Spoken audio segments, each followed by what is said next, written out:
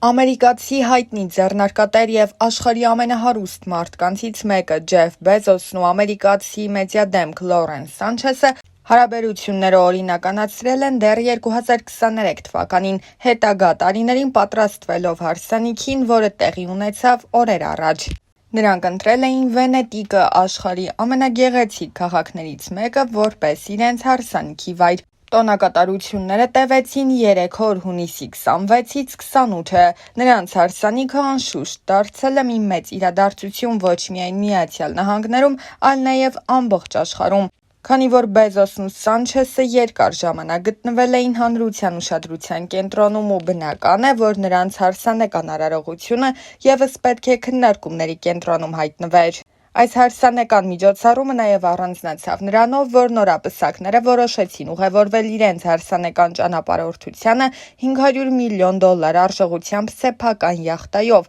որը ևս դարձավ մի քանի ամսվա ամենաքննարկված առարկան։ Նրանց զարմանալի կենսակերպն ու այդ հարսանեկան միջոցառման շքեղությունը զարմացրեց բոլորին, ովքեր հետաքրքրված էին թե Բեզոսի հաջողություններով բիզնեսում, թե նրա անձնական կյանքում։ Բեզոսն ու Սանչեսը,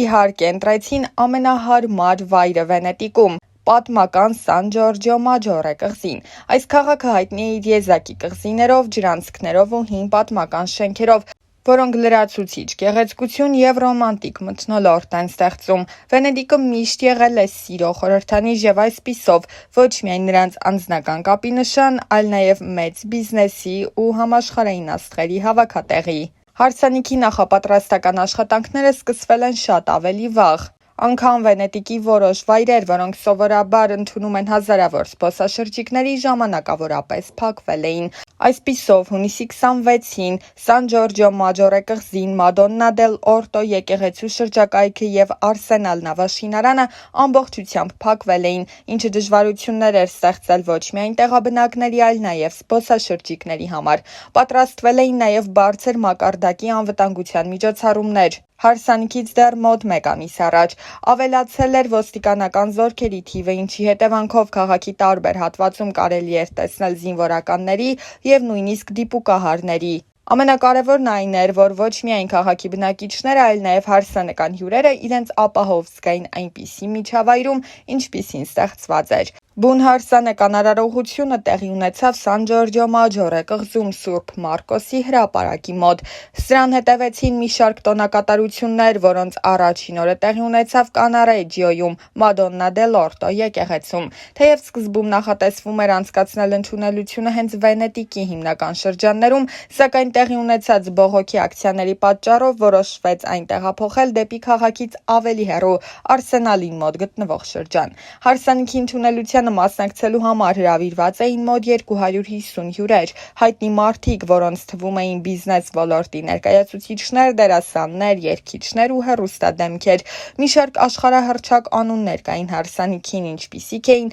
Բիլ Գեյթսը, Իվանկա Թրամփը, Բարբարա Սթրեյզենդը, Էլթոն Ջոնը, Միք Ջագերը, Լեոնարդո Դիկապրիոն, Օրլանդո Բլումը, Լեդի Գագան, Օփրա Ուինֆրին, Քիմ Քարդաշյանը, Քենդալ Ջենները, Քրիս Ջենները և շատ ուրիշներ։ Նման հյուրերի ներկայությունը դարձրեց հարսանիքը չափազանց ոճային ու չափազանց շքեղ։ Բեզոսն ու Սանչեսն իրենց հարսանեկան միջոցառման ընթացքում փոխանցեցին մի կարևոր մեսիջ՝ համայնքներին աջակցելու և պատմական ժառանգությունը պահպանելու մասին։ Նրանց Վենետիկում եղած ժամանակ Բեզոսը նվիրաբերեց €2 միլիոն քաղաքի տարբեր բարեգործական հաստատություններին։ Նա նույնիսկ հյուրերին էր հորդորել, որ իրեն նվերներ չմատուցեն, այլ գումարը փոխանցեն քաղաքի վերականգնման և պահպանման համար։ Չնայած Բեզոսի և Սանչեսի նմանատիպ քայլերին, այս հարսանեկան միջոցառումը առանց սկանդալների չանցավ։ Վենետիկում տեղի ունեցած բողոքները դարձան ամենակարևոր թեմաներից մեկը հարսանիքի շուրջ։ Մոտ 2 շաբաթ առաջ, նախքան միջոցառումը, տեղի ակտիվիստները սկսել էին պայքարել Բեզոսի հարսանիքի դեմ, հայտարարելով, որ հարուստ հյուրերի ու մեդիա դեմքերի ներկա լինելու պատճառով քաղաքը պարզապես վաճառվել է։ Տեղական ակտիվիստների կողմից ստեղծվել էր No Space for Bezos, ոչ մի տեղ Բեզոսի համար շարժումը, որը հանդես էր գալիս այդ միջոցառման դեմ, շեշտելով, որ Բեզոսը և նրա հյուրերը պարզապես իրենց թանկարժեք ֆոնդերով ներխուժել են քաղաք։ Ակտիվիստները նաև նշում էին, որ եթե նման գումարներ կային, կարելի էր ավելի օգտակար նպատակներով օգտագործել, օրինակ Գազայի վերականգնման համար։ Վենետիկի բնակիչների մի մասը սակայն ողջունել էր Բեզոսի նվիրաբերությունները, նշելով, որ նրա աջակցությունը կարող է օգնել քաղաքի պատմական ժառանգության պահպանմանն ու վերականգնմանը։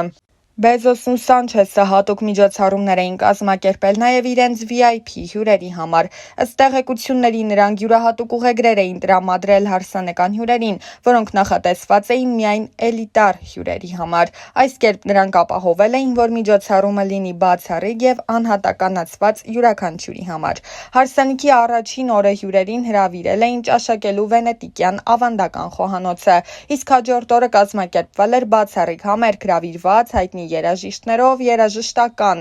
ամբոխի համար։ Այս միջոցառումները դարձան մեծ շոու, որը ոչ միայն հիշատակվեց հարսանիքով, այլև երկար ժամանակ կմնա համաշխարհային լրատվության ուշադրության կենտրոնում։ Զույգը երկար ժամանակ միասին էր և նրանց հարաբերությունները մշտապես հետաքրքրել են արևմտյան մամուլին։ Բեզոսը և Սանչեսը սկսել են իրենց հարաբերությունները 2018 թվականի վերջերին։ Այս ժամանակահատվածում Բեզոսը դեռ ամուսնացած էր իր առաջին կնոջ Մաքքենզի Սքոթի հետ։ Նրանք՝ Ջեֆն ու Մաքքենզին, հայտարարել են իրենց բաժանման մասին 2019 թվականի հունվարին, ինչից հետո Բեզոսն ու Սանչեսը սկսեցին առավել քիչ թաքնվել հանրությունից։ Բեզոսը որպես Ամազոնի հիմնադիր և տեխնոլոգիական առաջատար ամենամեծ ներդրումներն ունի աշխարհի ամենահայտնի ընկերություններում։